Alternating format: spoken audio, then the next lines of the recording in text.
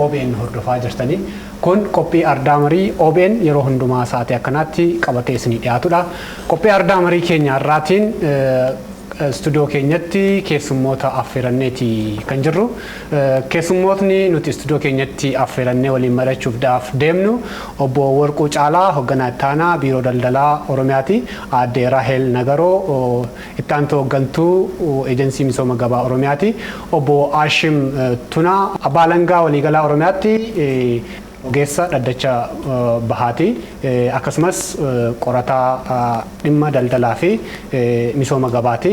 Egaa kabajamtoota hirmaattota marii keenyaa eeyyamamoo taatanii stuudiyoo keenyatti nu faana mari'achuudhaaf asitti argamuu keessaniif ulfaadha. Baga nagaan dhuftan isin jechuu barbaada. Mariin keenya irraa kan inni irratti xiyyeeffatu sochii daldalaa fi misooma gabaa yeroowwan kana dura waggoottan lamaan darban dura hojjetamaa ture maal fakkaata? Rakkooleen achi keessa turan akkamitti ilaalamu? Akkasumas jijjiirama as hojiiwwan hojjetamaa turan maal fakkaatu waan jedhu irratti stuudiyoo keenyatti keessummoota kanneen waliin mari'anna.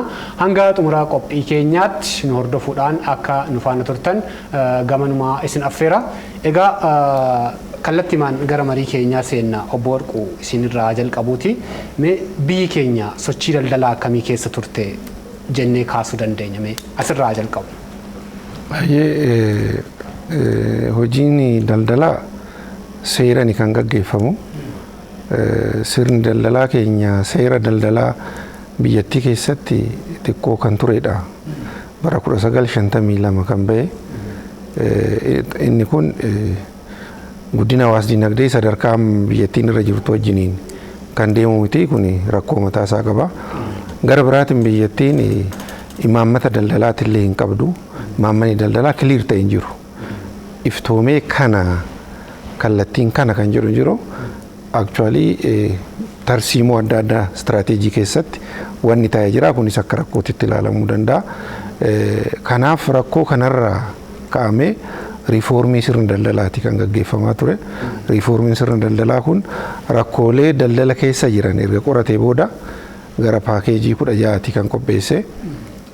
Riifoormii sanii hojiitti hiikuudhaa fi labsiiwwantu ba'ee paakeejii hojiirra oolchuurra labsiidha kan filatame. Labsiin kun baay'ee murteessoo kan ta'an galmeessaa fi hayyama wajjiniin mirga fayyadamtootaa wajjin wal qabsiisee dorgommii daldalaati. Baay'ee murteessaadha jennee kan laallu. Naannoo kanatti labsiiwwan kun bahanii jiru. Labsiiwwan kun gaggaariidha, garuu gaafa gara raawwitiitti dhuftu dambii hin qabanii. Dambii dhabuun isaanii immoo raawwii irratti gufuu ta'e ammallee danqaa kan deemudha. Akka waliigalaatitti labsiiwwan kun bahanii dambiin qajeelfamatti oduun bahin karamiin raawwatamaa ture. Sarkulaariidhaan xalaadhaan gara raawwitiitti gadi dhufaa. Kanaaf rakkoo kana keessa ture hojiin sochiin daldalaa keenya jechuu dandeenya. Galatooma waanuma amma labsiidhaa fi dambiidhaan waan wal qabatu kana humni TPLF yeroo biyya kana bulchaa ture san keessatti labsiin mana marii bakka bu'oota ummataatiin bahu irra keessa isaa yoo ilaalan qajeelaa kan ummata fayyadu, kan dorgommii walabaa qabu, kan gabaa bilisaatiin namni martinuu itti fayyadamuu danda'u godheeti kan mana marii bakka bu'ootaatiif dhiyaatu. Raawwii isaa irratti garuu akka labsiin mana marii bakka bu'ootaatiin bahe sun hojiirra oolletti sarkulaarii sana akkaataa isaaniif tolutti, akkaataa fayyadamummaa hooggantoota sirna biyya bulchaa jiraniif tolutti bocamee adeemsa hojii daldalaa akka gufatu godhamaa ture yaadni jedhu ka'a. Yaada kan akkamitti ilaaltu? Ka'umsumti isaatu bakki itti karoorfame gareen wayyaanee yookaan juuntaa kun riifoormii san hojiirra oolchuu dhiisuudhaan rakkoo kana kan filataniiti. Noduma dubbannu maal laaluu dandeenya? Riifoormiin daldalaa sun kan hojjetame, kan qoratame rakkoo daldala keessa jiru hundumaa hin hiika jedhameeti kan yaadamu. Paakeejiin 16 odoo hojiirra oolee rakkoo nama sirna daldalaa keessatti haasofnu kun hundumtuu hin jiraatu. Garuu isaan maali kan filatanii? Labsii hin baasu. Labsii san hin ilaalu. Labsii san dambii hin baasani. Dambiin yoo ba'e hojiirra oola labsichi. Dambiin jiraachuu baannaan garuu hojiirra oolchuun hin danda'amu. Fakkeenyaaf labsii 813/2006 ba'e waa'ee dorgommii daldalaati kan kaasu. Dorgommii daldalaa keessatti namni tokko gabaa bilisaa keessatti gatii madaalawaa gatii sababa quubsaa hin taane dabaluun qabu jedha. Sababni quubsaa hin taane maal jechuu akka ta'e hin ifu labsii keessatti. Inni kun sila eessatti baha dambii keessatti bahuutu irra ture. Kanaaf isaan barbaadan labsiin kun yookaan daballiin kun sababa quubsaa hin taaniin jedhamee tarkaanfii fudhatama yookaan immoo bira darbama. Kanaaf loogiin achitti kan uumamu. Tokkoof sababa quubsaa hin taaneen dabalta jedhamee tarkaanfiin irratti fudhama. Tokkoof immoo hin callifamaa. Sababni isaa sababa quubsaa hin taane kan jedhamu underline hin taane yookaan define hin taane. Kanaafuu qaawwa akkanaati kan banamu tokko. Inni biraa labsiiwwan kun akkuma jiranitti ta'ee gara raawwatiitti gaafa deebi'an baay'een isaa alseerummaadhaaf banaadha. Wannumti dambiin fi qajeelfamni dhorkamuuf alseerummaadhaaf karra bananiiti kan jiru. Alseerummaan akkamitti raawwatama booda kaasuu hin danda'a. Garuu labsiiwwan suni mana mareetiif kan dhiyaatu clear no waan baay'een isaa ifa namni fayyadamuu danda'ama jedhamee yaadama. Isaayyuu labsii kana daddafaniiti kan sirreessaa turanii bakkee tokkotti yoo isaan hudhe labsii biraa baasu. Ishii ilaalaniiti immoo kan biraa baasu. Hamma ammaatitti labsiiwwan 2002, 2006, 2008, 2011 kanumatu bahaa ture. Inni kun hundumtuu galmi isaa tokkuma. Fayyadummaa garee tokkoo kan mirkaneessudha. Kanaafuu deebi'ee dhufa gara keessan. Aadde Raahel gara keessan haa dhufu. Egaa gama daldalaatiin waan jiru kaafneeti jirra. Walitti hidhamiinsi mana hojii keessaniitii fi biiroo daldalaa akkuma jirutti ta'ee sochiin misooma gabaa waggoottan lamaan dura darbee fi achiin dura hojjetamaa ture humna TPLFtiin olaantummaadhaan biyya kanatti yeroo hoogganamaa ture san keessatti misoomni gabaa akkamitti ilaalamaa ture akkamitti hojiirra oolaa ture. Tolee galatooma. Misooma gabaa jechuun uummataaf qaqqabummaan isaa guddaa kan ta'e qulqullina kan qabu sirnaa fi seera mataa isaatiin kan buluu danda'u qabuu fi fayyadamummaan uummataa karaa hirmaannaa uummataatiin kan mirkaneessuu qabu jechuudha. Misooma gabaa jechuun mataan isaa hiikoon isaa baay'eedha jechuudha. Egaa gara sirnoota darban waggaa lamaan darban keessatti yeroo laallu bulchiinsa TPLF keessatti hiikoon amma kaasne sun misooma gabaa jechuun dhaqqabummaan isaa gara uummataatti kan siqe hirmaannaa uummataa kan qabu jennee yoo laalle rakkoo guddaa achi keessatti ilaalla jechuudha. Seeronni bahanis as keessatti gaaffii kan qaban sirni gabaa haa jiraatu malee seerri gabaa haa jiraatu malee banaa guddaa kan qabu akka isaaniif mijaa ta'etti isaaniif akka mijatutti seerota bahan yoo bahanis immoo uummata bira kan hin qaqqabne isaanumti qofaa kan itti fayyadaman ta'uunsaa hiikoo misooma gabaa mataasaa sana faalleessa jechuudha. Walitti dhufu kan jedhamuu fi kan hojjetamaa ture sun faallaa guddaa ta'uu isaati jechuudha. Uummata fayyadu mitiiti ofii murna kana akka fayyadutti seerota bahaa turan. Kanaan alatti immoo seerota baasanii kan uummata hin fayyadne kan qaqqabummaa hin qabne kan qulqullina hin qabne haqa qabeessa kan hin taane jechuudha. Haqa qabeessa kan hin taane kan jennu inni guddaansaa hawaasni bal'aa kan hin hirmaachisne ta'uu isaati jechuudha. Isaanumatti ittiin fayyadama, isaanumatti ittiin durooma, gabaa sana maaneej kan godhan, kan hoogganan, kan bitan, kan gurguran, kan inni bitu sun immoo oomishaan sun immoo kan ittiin gadi qabamu. Dadhabaan sun dadhabee dafqee kan fidu sun kan ittiin gadi qabamu sirna akkasii akka dabarsaa turre bal'aasaa ilaaluu dandeenya. Waggoota lamaan kana keessatti immoo rakkoolee gurguddaa dura turan sana adda baasne isa fooyyessuudhaaf hojiileen gurguddaa kan hojjetamaa jiran ta'u. Ulfaadha. Inni dhufna hojiilee hojjetamaa turetti. Seerotni akka qorannoo keessanitti seerotni kana dura bahaa turan dambiiwwan fayyadamummaa hawaasaa mirkaneessina jedhanii bahaa turan. Fayyadamummaa hawaasaa hagam mirkaneessanii jiru. Hojiirra oolmaan isaanii hoo qixaan maal fakkaata? Paartiin siyaasaa tokko, paartiin siyaasaa galmaa'ee tokko hojii daldalaa keessatti hirmaachuu hin danda'u. Akkaataa labsii galmeessa paartiileetiin paartii siyaasa ta'ee galmaa'ee karaa kallattiilleen haa ta'u al kallattiin hojii daldalaa keessatti hirmaachuu hin danda'u jechuudha. haa ta'u paartiilee akka TPLF fa'aa dhaabbata garaagaraa dhaabuudhaan iffarti jalatti kaampaanii garaagaraa dhaabuudhaan daldala keessa seenaa turanii jechuudha. Kanaaf labsiilee bahan kan gabaa walabaa jedhu san dhiisuudhaan gama qonnaatiin gama import exportiin gama raabsuutiin biyya keessa gama tiraanispoortiitiin akkaataa gabaa walabaatiin ala ta'etti itti fayyadamaa turanii jechuudha. Daldalaan biraa akka gara gabaan seenne sababa adda addaa kaa'uudhaan danqamee akka gabaa bahu ta'a jechuudha. Kan isaanii immoo iddoo hundarratti seektara jiru hundarratti dursa argatee wantoota sanitti akka fayyadamu ta'a ture jechuudha. Konistirakshinii yoo fudhatte amma gabaa keessatti konistirakshinii wal dorgomuudhaan gabaa keessa seente. Ijaarsa jechuudha. Ijaarsa irratti gabaa keessa seente garuu kontiraanni mootummaan kennu biyya keessatti amma kontiraata guddaa kan jedhamu kan mootummaan kennu daandilee dheeraa ta'uu piroojeektiiwwan garaagaraa akka kennu caalbaasii malee warra fudhatutti ture jechuudha. Faallaa gabayaa bilisaa ka deemu jechuudha. Impoort ekspoortii yeroo fudhatte immoo namoota barbaadamaniif yookaan dhaabbata barbaadamaniif hin kennama. San booda kan biraa yeroo seenu danqaa adda addaatti itti kaayamee dhoorkamaa ture. Labsiileen bayaan jiru labsiilee fakkeenyaaf daldala biyya kanaaf haala mijeessuudhaaf bayan labsii 813 jira. Waa'ee daldalaati irratti kan bahee jira. Labsiin immoo dhimma investimentiidhaan wal qabatee bahee 769 fi dambiin isaa wal qabatee 270 muraa 2012 jedhamee bahee jira. Achirratti amma ati gabaa keessatti hoteela tokko nan ijaara jettee yoo gabaa seente biyya alaati wantoonni galchitu seerri si hayyamu jira. Seera san garuu kallattii barbaadamu saniin osoo hin ta'in kallattiin barbaadamneen haala biyya jeequu danda'amuun itti fayyadamaa turame jechuudha. Kanaaf to'annoo hordofiin achirratti hin geggeeffamu ture seera san irratti jechuudha.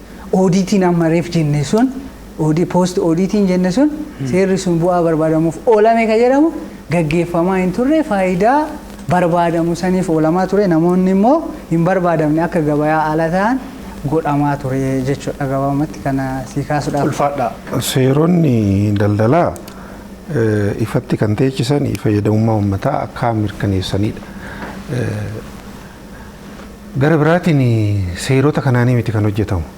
Sababni isaa gaafuma labsii baasan dambii irratti gaafa achii kutan dambii gaafa dhiisan waa yaadaniiti. Kanaaf dambii waan hin jirreef wanni baay'een tokko lama jedhamee lakkaa'ameetu hin beekamu. Kanaaf baay'een isaa harka wayyaa jalaatiin yookaan karaa dukkana ta'een kan hojjetamu. Fakkeenyaaf daldalaan hojii keessa gaafa galu daldala keessatti odeeffannoodha gatii guddaa kan qabu. Odeeffannoon namni abbaa aangootitti yookaan paartii biyya bulchuutti dhiyaatu jiraate odeeffannoon isaaf kennama. Warri biraa odeeffannoon argatani. Warri biraa odeeffannoo kan argatani erga caalbaasiin bahee booda. Warri kun garuu caalbaasiin odoo hin bahin odeeffannoon kun kennamee fi maallaqa qopheeffatanii waan hunda erga pirooses godhanii fixanii booda caalbaasiin kun ni baha. Kanaaf jarri lamaan kun wal dorgomuu hin danda'u. Meeshaaleen tokko tokko beeksifni kan bahu erga fe'amee dooniidhaan fe'amee ta'u Jibuutirra ga'ee booda beeksifni kan itti bahutu jira. Inni lammaffaan gabaan giddugalummaan gabaa bilisaati mootummaan kan hordofu garuu immoo bakkee seektara daldalaa hanqinni jirutti mootummaan giddugal. Mootummaan bakka giddugalu sanitti deeggarsa kenna. Deeggarsi kun liqii kennuu danda'a, sharafa biyya alaa kennuu danda'a, qaraxaan ala, qaraxaa fi taaksiin ala galchisiisuu danda'a. Inni kun garee murtaa'eef kennama. Muraasatti fudhatama kun hin fudhatu. Inni kun hundumtuu seerri sun akkuma jirutti waa'ee seera sanii nama dubbatu hin jiru garuu karaa kanaan kan raawwatamu. Kanaaf maashinarii gurguddaa namni akka galfatu taasifama. Kuni baay'ee wannaa keenya seerri daldalaa keenya labsii keessatti maal jedha gabaa walabaa gabaa bilisaa jedha. Kanaan keessaa baasu karaa kanaan. Inni biraa monopoliin seera daldalaa keenya keessatti dhorkaadha. Garuu immoo wanni baay'ee monopoliidhaan qabamee jira biyya keenya keessatti. Fakkeenyaaf tiraanispoortii monopoliidhaan qabamee jira. Garee murtaa'een jechuudha. Garee murtaa'een beekamaadha kun. Kan boba'aa fi waan biraati sumatu galcha. zayita kan galchuu isaa, bobaa kan galchuu isaa, simintoo kan gurguru isaa, sibiila kan gurguru isaa, keessumattuu daldalli sibiila biyya kanaa dhibbeentan 90 ol garee murtaa'aadhaan qabameetu jira. Garee the so called juuntaa jenneetu waamnu kanaan kan qabamedha. Kanaafuu monopoliin kun tiraanspoortii qabatee jira, daldala sibiilaa qabatee jira, daldala simintoo qabatee jira, bootteewwan gurguddaa kana qabatee jira. Bobaa qabatee jira. Bobaan seerri tokko qophaa'etti seerri bobaa qaawuma kan uumuudhaaf jedhame hamma ammaatitti diraaftiin isaa erga qophaa'ee waggaa 5 darbee jira. Irra ciifameetu kan darbe jechaadha. Kanaafuu kana qopheessanii raawwanii seerri daldalaa abiyuus ta'ee karaa alseerummaatiin karaa humna muraasa tokko fayyadamuun daldalli keenya hojiirra oolaa jira. Ulfaadhaa deebi'ee dhufa gara keessanii. Aadde Raahel waanuma kana daballee kaasuu waan barbaannee fi sochii misooma gabaa fi fayyadamummaa hawaasaa akkamitti wal bira qabdanii mukaaf? Tole gaamma inni guddaan dhaqqabamaas miti jenneerra haqa qabeessummaa hin qabu gabaan keenya kan jennu kaasaa jirra. Egaa jarri kun akkaataan isaan ittiin gabaa kana miidhan gabaan madaalawaa akka hin taane hundi bifa walqixa ta'een keessatti dorgomee akka hin ceene inumaayyuu seeronni haa ba'an malee seerota sana yeroo lafa qabsiisan birookiraasii baay'isuun amma daldaltoonni keenya baay'een amma alergiitti warri dorgomuu danda'anii fi jajjabaatanii diinagdee isaanii cimsachuu barbaadan namni hedduun jira jechuudha akka naannoo keenyaattis akka biyyaattis. Garuu namoonni kun akka isaan oliin kaaneef akka isaan oliin jenneef waan barbaadan sana hojjetanii akka diinagdee isaanii oliin kaasneef hojiilee gurguddaatu hojjetama jechuudha. Tokko isaan yeroo herregicha hojjetan akka namni kufuuf akka inni dorgomee kana keessatti hin ceeneef calqabuma dorgommii keessaa baasutu mul'ata jechuudha. Akka inni of danda'een baaneef birookiraasii garaagaraa uumuudhaan ulaagaalee garaagaraa uumuudhaan akka inni hin ceene hojiilee gurguddaatu hojjetama jechuudha. Even amma liqii jabeessanii liqii kennanii daldalaatu jajjabeeffamuu qabu garuu namni kana hojjetaan turre jechuudha. Bal'inaan liqii mitiitii anuma isaatiin yoo dorgomee gabaa keessan ni galuudhaa barbaadu gufachiisuun akka inni ce'ee hin deemne hojiilee gurguddaatu maallaqa dhiyeessuufi miti liqeessuufi miti impaawar godhanii cimsuudhaa miti akka inni ol hin jenneerree irratti hojjetamaa ture jechuudha. Wantoota gurguddaa kaasuu dandeenya. Kanaaf akka biyyaattis akka naannoottis humni kun kallattii garaagaraan alergiidhaaf yoo laaltan alergiif hin affeeramu jechuudha namni keenya baay'ee isaa isaantu qabate. Yoo laaltee potenshaala oomishaalee gurguddaa qabna akka biyyaatti kan akka bunaa kan akka jimaa kaasuu dandeenya. Oomishaalee gurguddaa beelada dhaabbii wajjin kan wal qabatu hedduu isaa qabna jechuudha.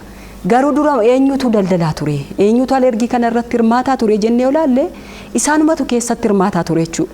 Kana dabarsanii kennuu dadhabuudhaan hamma lubbuu wareegamaatti namni keenya kaffalaa akka ture hojjedheen jijjiirama biyya kootti waan jedheef hamma lubbuutti wareegama kaffalaa kan ture inumaayyuu immoo diinagdeensa akka gadi bu'ee abdii kutatee duubatti deebi'u irratti hojjetamaa ture jechuudha.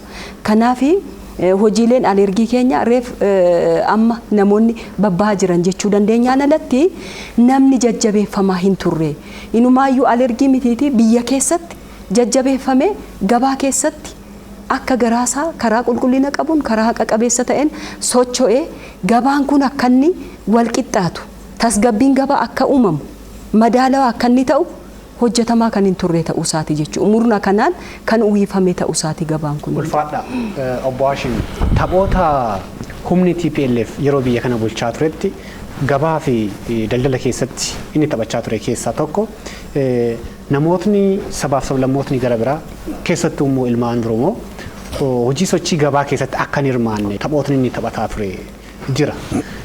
Mee akka qorataa tokkootti meesin akkamitti xiinxaltu?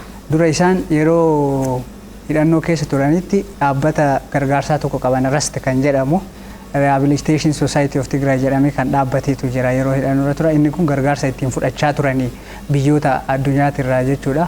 Warra waraanaan miidhamee fi warra beelaan miidhamee kana deeggarra jedhanii deeggarsa guddaa argatee jechuudha. Inni kun gara doolaara miliyoona 100 warra westernii kanarraa warra biyyoota Awurooppaa kanarraa argate jedhama. Isa kana qabannee daldalatti seennee jedhan isaan jalqaba yeroo jedhamu birrii san qabnaa achi yeroo dhufamu kaampaanii Iffart jedhamu kana hundaa'ee Iffart uf jalaa immoo intarpiraayisii garaagaraa qabaa jechuudha. Isaaf kaampaanii Rust jedhamu kun birrii hojii ittiin eegalu isattu kennee dooneetu godhee jedhamee kaayama. Akkasuma immoo soorsiin birallee jira jedhanii warrummaan garee TPLF keessa waldhabbii yeroo adda addaatiin bayan kanneen akka Siyyee Abrahaa, Gabruu Asraafaa jiran isaan barreeffamoota garaagaraa qopheessanii qo'annoon garaagaraa illee namni biyya alaa barreessee jira. Soorsii birallee kan fayyadaman jechuudha. Yeroo dargiin mo'atamee gara biyya jiddu galeessaatti dhufan baankota garaagaraa saamuudhaan wantoota argaman hunda saamaa dhufuun qarshiin walitti kuufatame ture. Kanaaf isa san qabatanii seename san booda maaltu ta'e si fakkaata? Seegimentii yookaan ikoonoomii biyya kana hunda kallattii afraniinuu jechuudha. Naannolee jiran hunda keessatti to'achuudhaaf diizaayinii ta'ee jechuudha. Kan qonnallee haa ta'u, kan albuudallee haa ta'u, kan oomisha garaagarallee haa ta'u, kan alergillee haa ta'u, kan baankota keessa jirullee haa ta'u, kanneen immoo miidiyaallee haa ta'u, kana hunda keessa seenuudhaaf diizaayinii ta'ee seename jechuudha. Kallattii kana hundaan kaampaaniin hundaa'e. Koonistiraakshini irratti illee kaampaaniin hundaa'ee jira. Kan qonnaati irratti illee akkasuma hundaa'ee jira. Kanarratti eega hundaa'ee booda gara wannitti seenamee jechuudha. San booda duraayyuu akka jenne aangoon isaan harka jira. Aangoon eega isaan harka jiraateef dura maal ta'a? Kallattii warra kana fayyaduun deemamaa jechuudha. Kanaaf maal godhama? Alergii yoo barbaadame dursi ka kennamuuf eenyu ka murteessu qaama aangoorra jiru santu murteessaa mitire pireesharii qaama birallee godhuudhaan isaaniif dursi akka kennamu ta'a jechuudha. Kan qonnallee bira yoo dhayite qonna babal'aa jedhamee lafa fudhatamee oomishuudhaaf illee dursi kan kennamu kaza. Kanneen biraa immoo maal godhama? Gufuu itti baay'isanii jechuudha. Akka gara kanaatti hin dhufne gufuu sababa adda addaa kaa'uudhaan akka gara gabaa kanatti hin seennee godhamaa jechuudha. Kan biraa immoo isaan kaampaanii isaanii qofaan miti ka tajaajilama. Kaampaanii isaanii qofa osoo hin ta'in daldala biyya alaa foreign investor jedhamuu fi ka biyya keessallee Oromiyaa keessallee haa ta'u kan daldala Oromoo ta'ellee haa ta'u kan birallee haa ta'u isaanitti fayyadamanii ittiin hojjetanii jechuudha. Gubbaarra yeroo laaltu maqaa nama biraatiin jira keessi isaa garuu walii galameet ka isaaniif daldalamaa jechuudha. Iji hanga sadarkaa gandaatitti gabbu'amee to'atamaa jechuudha. Fakkeenyaaf monopoolii akkamitti fidanii yoo jette daldala tiraanspoortii fudhadhu. Tiraanspoortii yoo fudhatte Trans Itoophiyaa ka jedhamutu jira dhaabbanni Iffart jala jiru. Tiraanspoortii biyya kana keessa geggeeffamu ka gogaatii fi ka liikwiidii jechuun beenzila homaa malee dhangala'aa tiraanspoortii godhu Trans Itoophiyaa jiru dhaabbileen garaagaraa maal godhan akka gabayaan ala bayan ta'e sababoota garaagaraatiin jechuudha. Kan biyya alaatii galu haga Oromiyaa keessa haa ta'u naannoo Kibbaas haa ta'u naannoo Amaaraa hanga gandaatti kan tiraanspoortii godhu kan isaaniiti. Kan immoo asii gara alaatti ba'ullee kan isaaniiti. Kan namoota illee akkasuma. Kan biraa yeroo fudhatte immoo xaa'oo yeroo fudhatte amma biyya alaatii kan galchu tootaalii kaampaanii Iffartiitiin galaa jechuudha. San booda immoo distribiita akkasiin ta'u ammallee akkasitti. Kan biraa dhufee jidduu kana seena jedheen seenuu jechuudha. Haala kanaan seektara jiru hundarratti fayyadamanii ikoonoomii kana harkatti galfatanii monopolize godhaa turanii jechuudha. Ulfaadha obbo Warqoo. Hojii alseerummaa kanaatiin biyya kanarratti sabaaf sablammoota biyya kanarratti keessattuu immoo Oromoo irratti qabeenya bunaa kan midhaanii kan horii gaafaa akkasumas alergii fi gara biyya keessaa galchuu keessatti maal dhiibbaan uummata kanaaf biyya kanarra ga'e? Daldala keessatti fayyadamummaa hawaasaa gaafa jennu qaama lama kan laallu. Tokko hawaasa daldala keessatti hirmaachaa jirudha. Inni lammaffaan hawaasa fayyadamaadha. Amma jarri kun wanni isaan hojjechaa jiran hundumtuu maal fidee jira? Daldalli dorgommii keessaan ala ba'ee jira. Dorgommiin beeku odoo wannaa tokkoon ibseenatti tola wannaa atileetiksii tokkoon namoonni meetira 800 fiigan silaa ka'umsi isaa bakka tokko 0 irraa ka'u. Garuu sirna daldalaa keenya keessatti juuntaan TPLF kanuu imaanni tokko 0 irraa ka'a, tokko 10 irraa ka'a, tokko 20 irraa ka'a, tokko 50 irraa ka'a. Galmi isaanii hundumtuu 800 irratti fixuudha. Kanaafuu eenyutu xumuraa kun beekamaadha. Inni kun maal uume? Humna kana biratti maallaqni akka kuufame godhe. Maallaqni sun immoo maal fide? Tokko maallaqni kuufamuunsaa qaala'insa gabaati kan uume. Sababni isaa dorgommii waan hin jirreef humni waa harkaa qabu sun oomisha gaafa barbaade gatii barbaadeen dhiyeessaa, namni filannoo biraa waan hin qabneef gatii dhumanii dhiyeesse san hin bitata. Kanaafuu hawaasni hin miidhama. Lammaffaa haalli kun waan mijaa'eef inni 0 irraa ka'ee fiigu sun isa faanaa waan hin fiigneef daldala keessaa bahaa deema.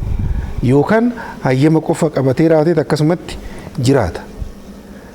Wanti biraa naannoo kanatti kan jedhamu yoo wajjin hin fiiguudhaaf illee kan yaalu jiraate marsaa lammaffaatitti hin dhabamsiifamaa achi. Yookaan hin hidhama, yookaan hin ajjeefama, yookaan immoo qabeenya isaa guyyaa diidhan dhaalaniit namoonni baay'een sammuu isaaniitti illee waan hin taane ta'etu keessaa bade. Kanaafuu fayyadamummaa uummataa gara lamaan daldalaa hojii keessaa baasanii uummanni immoo qaala'insa jireenyatiif akka saaxilamu ta'e gara biraatiin nageenya uummataatillee akka bu'uura'u ta'e. Maallaqni walitti kuufamu kun gar tokkoon dinagdee keenya jeeqa, gara biraatiin immoo meeshaa waraanaa humna hidhateetu bosona keessa sossoo'u bitachuudhaaf isaaniif ta'e. Kanaafuu nageenya keenya irratti dorgommii daldalaa keenya irratti fayyadamummaa guyyaa guyyaadhaan namni nyaatee bulu irratti illee dhiibbaa guddaadha kan qaqqabsiisaa jiru. Ulfaadha Aadde Raahel waanuma kana cimsitanii akkanaa kaaftan barbaada. Keessattuu manni hojii keessanii hojii dhiyeessii meeshaalee garaagaraa baadiyyaa irraa gara magaalaatti karaa waldaalee hojii gamtaa wajjin ta'uudhaan wanti inni gara magaalaatti fidu waan jira. Misoomuma gabaa mataa isaatiin yoo jedhan illee akkamitti gabaan akka misoomee fayyadamummaan hawaasaa mirkanaa'uudha kan inni irratti hojjetu. Dhiibbaa misooma gabaatiin wal qabatee uummataa fi biyyarra ga'e akkamitti ibsitu isin? Tole egaa al seerummaa yeroo jennu karaa seeraan ala deemuu sanadha. Daldalli seeraan ala yeroo deemu caancala keessa darbuudhaa qabu yeroo keessa darbuudhaa baatu daldalli seeraan alaa gaggeeffamaa jira jechuu dandeenya. Namni daldala tokko irratti hirmaatu wantoota guutuu qabu qabachuudha. Labsiinis dambiinis seeraanis kan bahe. Fakkeenyaaf waa tokko kaasuudhaaf namni daldala eeyyama daldalaa qabaachuu qaba. Namni daldalu waan inni daldalu sun beekamuudhaa qaba. Maal daldala kan jedhu sun sirriitti beekamuudhaa qaba. Eessatti immoo daldala?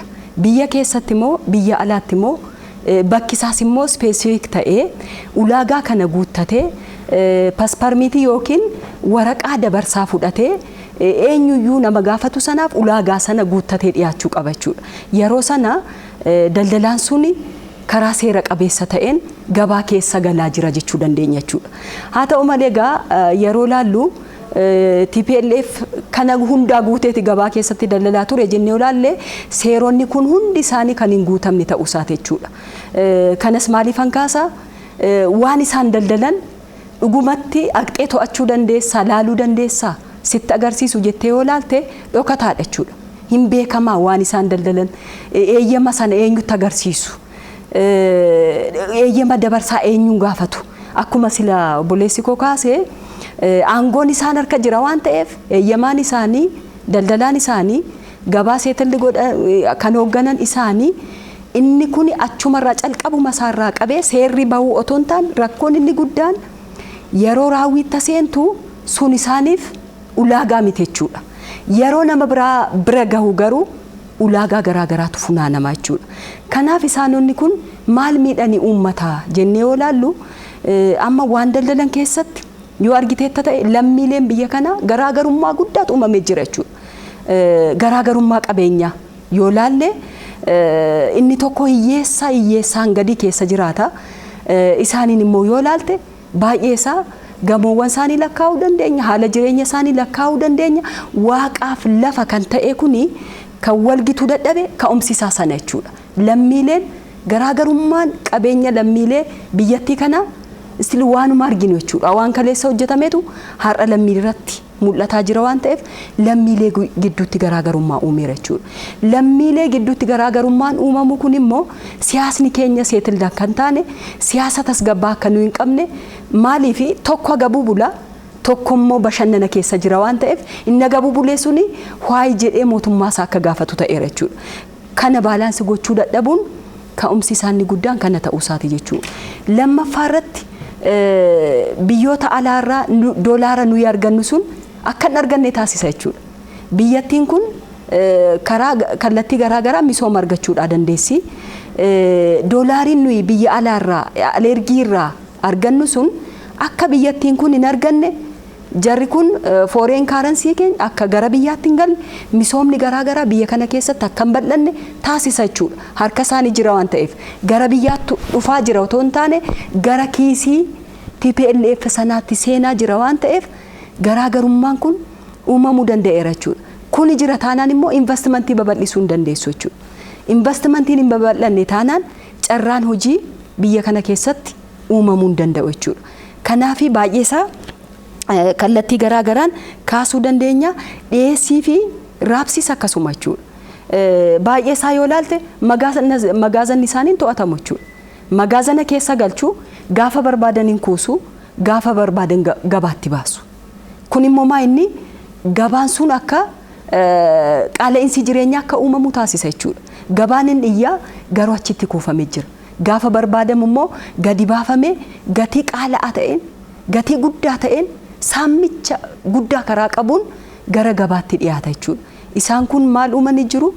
Gabaan keenya akka inni tasgabbaa'ee lammiileef bifa walqixa qabuun akka irraan fayyadamne miidhaa gurguddaa uumuu danda'an jedhu sana kaasuu barbaada. Baay'ee ulfaadha yeroo keenyaaf jedheeti waa hedduu waan kanaan wal qabsiifnee waan kaafnu qabna.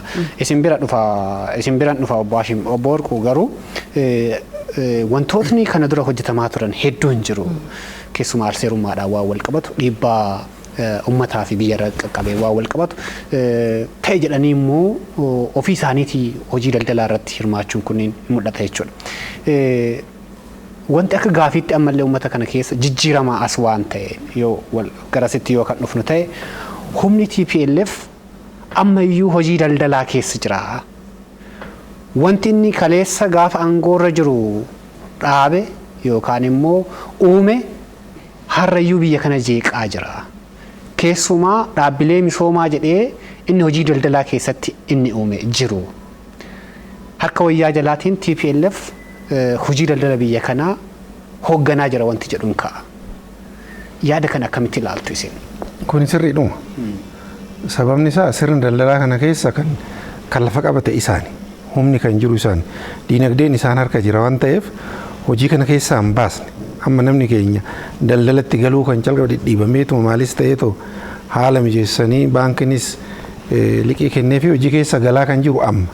Maallaqa guddaadhaan garuu kan sochoosaa jiran isaanuma ammallee. Kanaaf akkuma duratti kaase humni kun keessumattuu amma rakkoo nageenyaa amma uumame kana aggaammii birmadummaa biyya diiguu irratti isaanii calqaban kana wajjin wal qabsiisee sakatta'iinsi tokko tokko gaggeeffamee jira. Naannoo keenya keessatti dhaabbileen isaanii gurguddaa ta'an gara 9 naannoo keenya keessatti cufamanii jiru yeroo ammaa kana. Akkasumattis ta'ee garuu sirni kun jijjiiramuutu irra jiraata. Ammallee hin jijjiiramne. Duratti waa kaaseen ture. Labsiitu ba'e malee riifoormiitu qophaa'e malee hamma ammaatitti amma nuyi riifoormii keessa kan jiru, jijjiirama keessa kan jiru.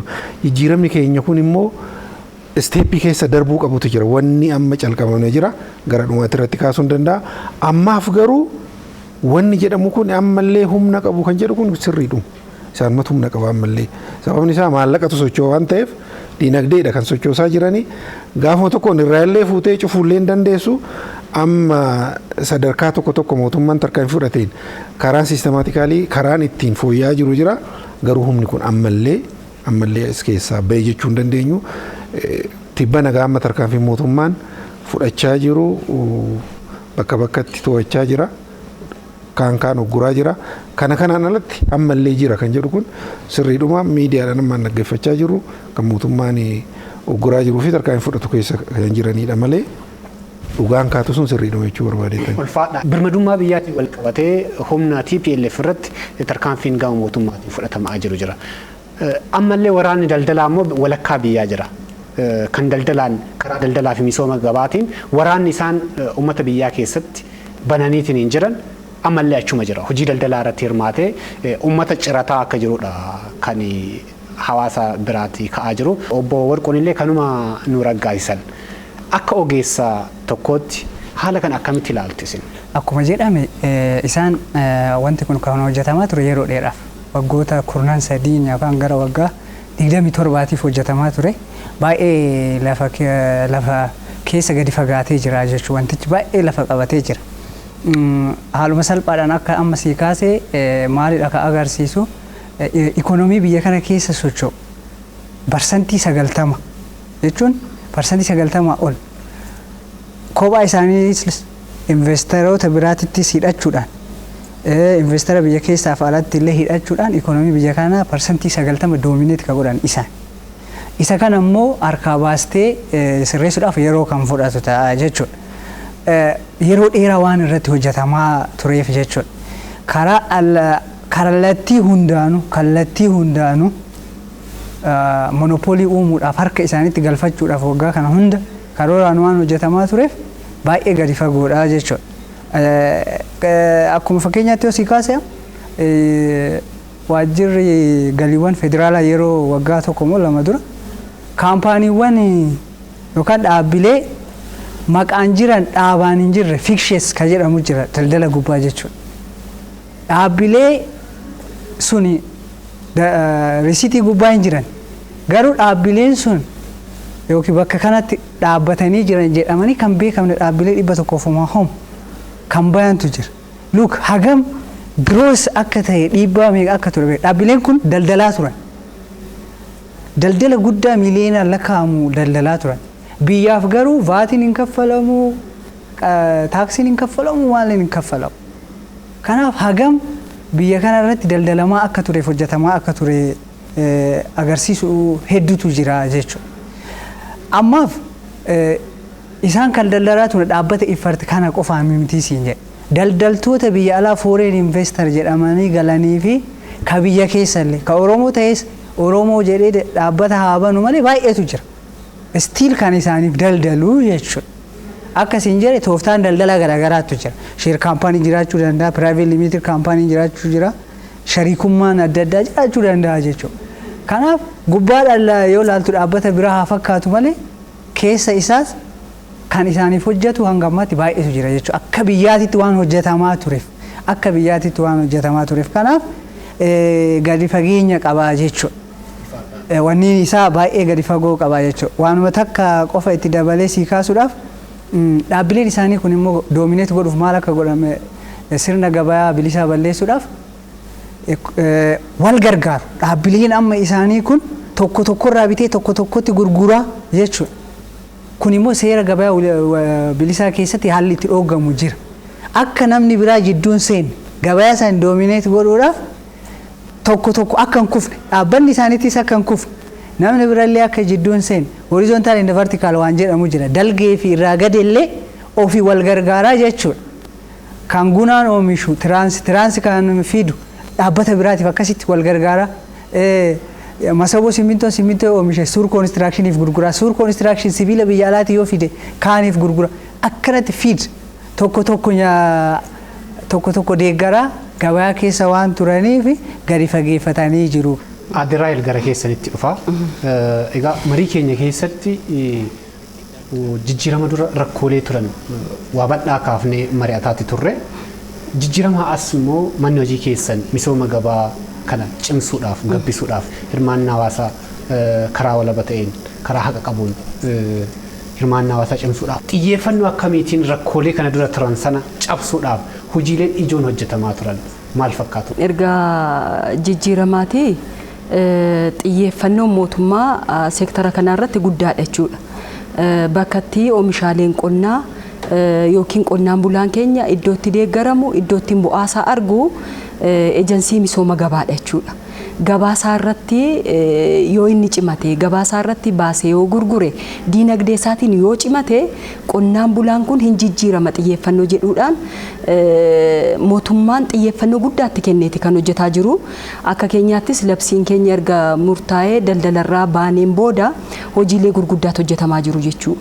Isaan keessaa tokko kaasuudhaaf calqaba irrattis ka'aa ture marii keenya irratti odeeffannoon iddoo guddaa qabaa kan jenne suni akka daariktara tokkotti waajjira eejensii keenya keessatti hojii guddaa qabachuudha. Odeeffannoo yeroo yeroon qonnaan bulaa qaqqabsiisuun akka inni odeeffannoo sana argatee gatii isaa murteeffatuuf isa gargaara jechuudha. Meeqan itti baasee jira oomisha kanatti meeqan itti gurgurachuu qabaa jedhee akka inni tilmaamuudhaaf isa gargaara waan ta'eef wiirtuulee odeeffannoo akka naannoo keenyaatti naannoo 74 qabna waan ta'eef sanarratti linkeejii sana neetworkii kana cimsannee yeroo yerootti miseejiin haa ta'uu kallattii garaagaraan ergaan sun darbee fi odeeffannoo gabaa argatee akka inni hojjetuudhaaf hojiin gurguddaa hojjetamaa jira jechuudha. Karaa lammaffaan walitti hidhamiinsa gabaa wajjin kan wal qabatu.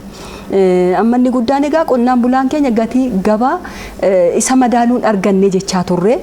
Garuu immoo amma inni guddaan kan nuyi hojjetaa jirru qonnaan bulaan waldaa hojii gamtaa wajjin walitti hidhate. Waldaa hojii gamtaan yuuniyeeniin federeeshinii alergitootaa wajjin warshaalee wajjin yuunivarsiitii fi dhaabbilee wajjin walittiinee kontiraata walii mallatteessine yeroo oomishni isaa ga'u otoo hin rakkatiin caancalloonni daldaltoonni hedduun jiru waan ta'eef isaan kukkutuudhaan isaan hafan jennaan gatii gaarii waan argachuu danda'uuf. Fakkeenya tokko as keessaa isinii kaasuuf amma jimaa irratti yoo ilaaltan jimaan naannoo qarshii 50 Harargee Bahaarraa bitamu deemee yeroo alergii bira ga'u 10,000 oliin gurgurama jechuudha. Kana gidduutti caancaltoonni daldaltoonni hedduun jiru jechuudha.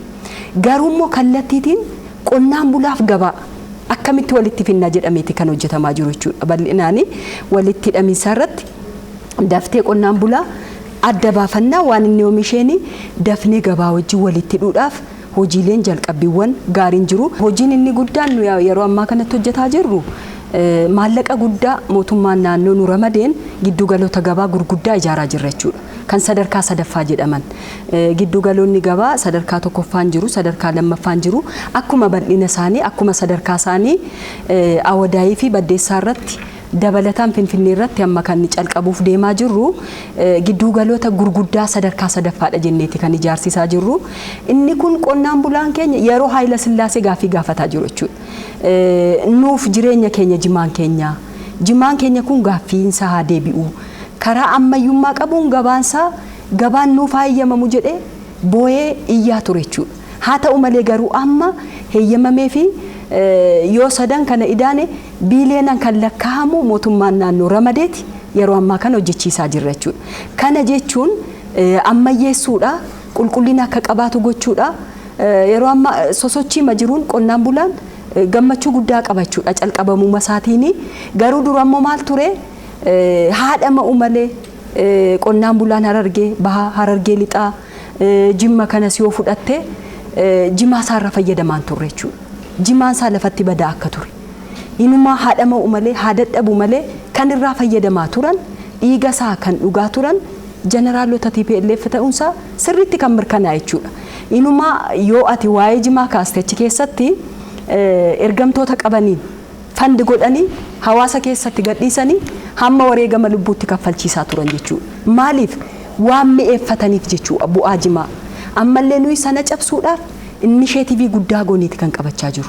Giddugalli gabaa kun ijaarame jechuun qonnaan bulaa keenyaa fi gabaan biyya keessaa fi gabaan biyya alaa akka inni wal hidhatee deemu innis immoo gatii dhama'ee sana akka inni argatuudhaaf hojii gurguddaatu hojjetamaa jira waan ta'eef inni kun akka salphaatti kan laalamu miti. Dabalataan alergii irratti duratti maal ta'a ture namni keenya qonnaan bulaan keenya alergii irratti akka hirmaatuun affeeramuu jennee sila kaasaa ture. Yeroo ammaa kana garuu seeccaanee kan humna qabu ulaagaa isaa guuttate beelada dhaabbii irratti buna irratti PLC'n ijaaramanii qonnaan bulaan keenya hedduun tattaaffii nama jiru kan baay'ee nama jajjabeessu jechuudha. Humnoota gabaa monopoliidhaan qabatanii biyya kana jeeqaa turan siyaasa biyya kana akka hin tasgabboofne gabaa biyya kana akka hin tasgabboofne fayyadamummaa hawaasaa akka hin mirkanoofne hojii hojjetamaa ture hedduu humna TPLFtiin waan hojjetamaa ture bal'inaan kaafnee irratti mari'ataa turre. Xiyyeeffannoon waggaa lamaan as hojjetamaa ture hojii daldalaa irratti gabaabsitanii yoo kaaftan rakkoolee sana maqsuudhaaf biiroon keessan akkamitti xiyyeeffatee hojjetaa jira? Gaariidha. Seerri jiraachuus jiraachuu baatus murteessan mootummaa biyya bulchuu akka ta'u laallee jirra rakkoo duraanii keessatti. Kanaaf keessumattuu mootummaan keenya kan jijjiirama gara hundaanuu fayyadamummaa uummataa mirkaneessuudhaaf sochii calqabee jira. Isaan keessaa sirnichuma daldalaa fooyyessuudhaaf wanni calqabamee jira. Kanaan dura imaammata daldalaa biyyattiin hin qabnu jennee jirra. Imaammatni daldalaa qophaa'aa kan jiru amma. Kanaan dura saamumaaf jedhamee labsiiwwan baay'een sadarkaa diraaftitti ukkaamamanii kan hafan jiru.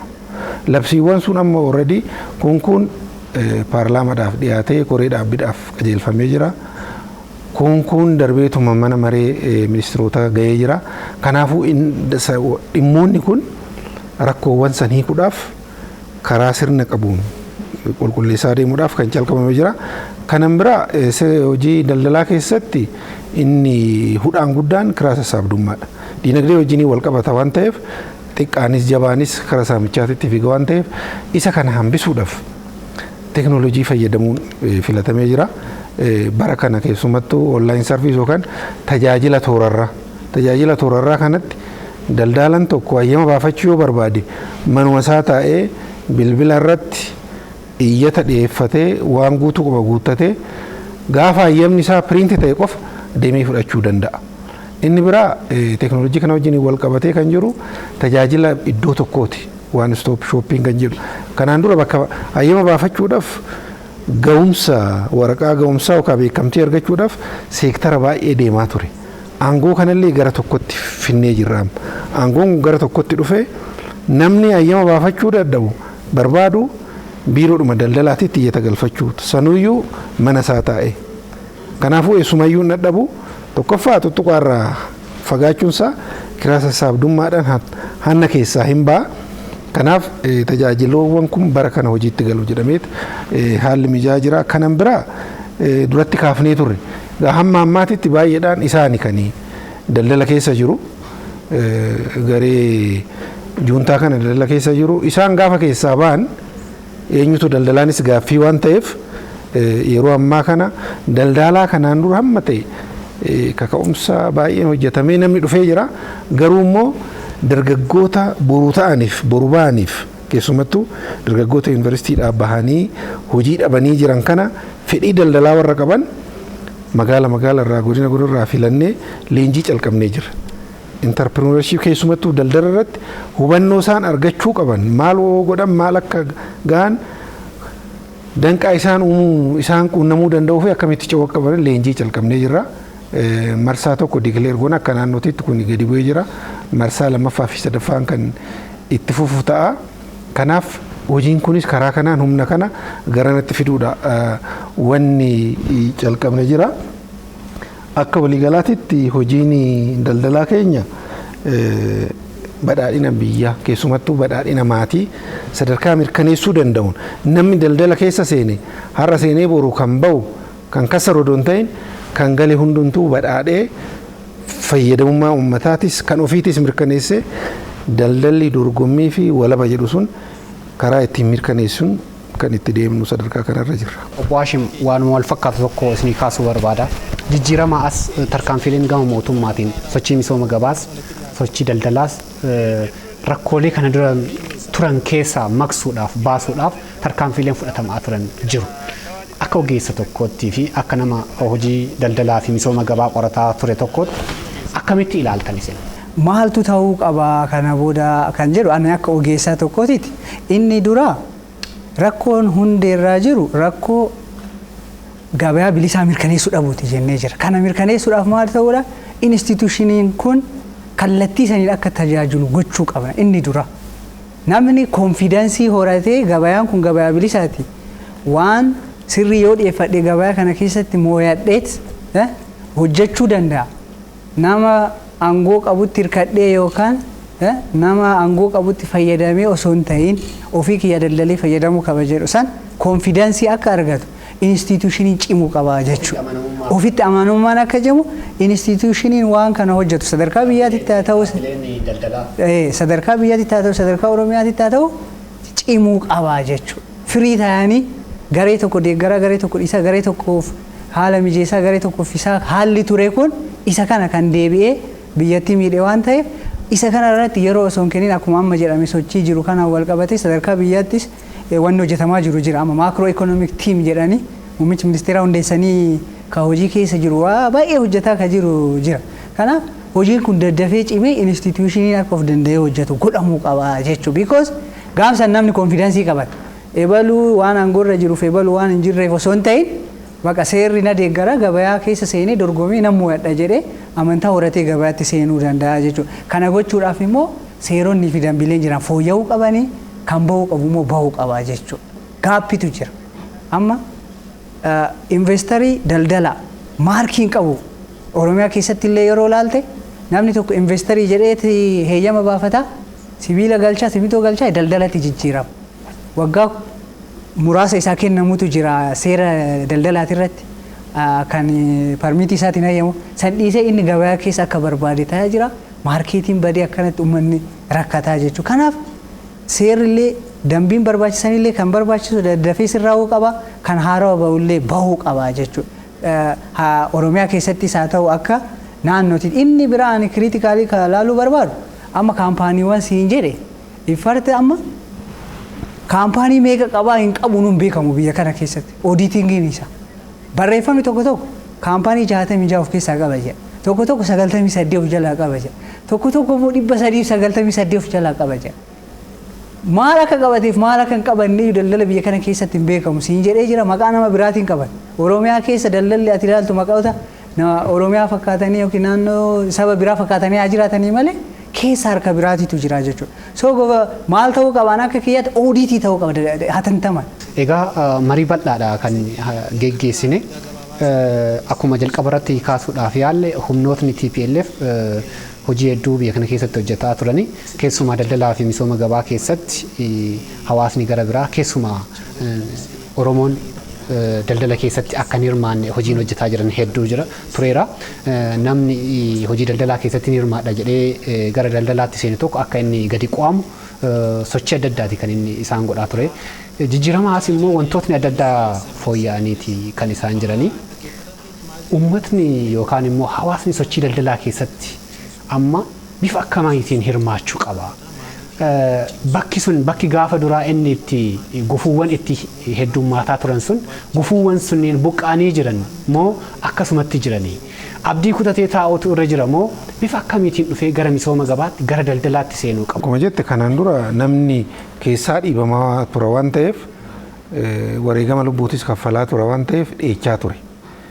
Erga jijjiirama kanaa riifoormiin kun gaggeeffamee mootummaan jijjiiramaa kun iddoo qabatee booda wanni hojjenne maali tokkoffaa hawaasni akka hubannoo argatu hojii daldalaatti akka galu hojii hubannoo uumuu bal'inaan hojjetamee jira. Lammaffaa gaafa dhufu wanni isa danqu wanni tokkollee akka hin jiraanne haalli mijatee jira.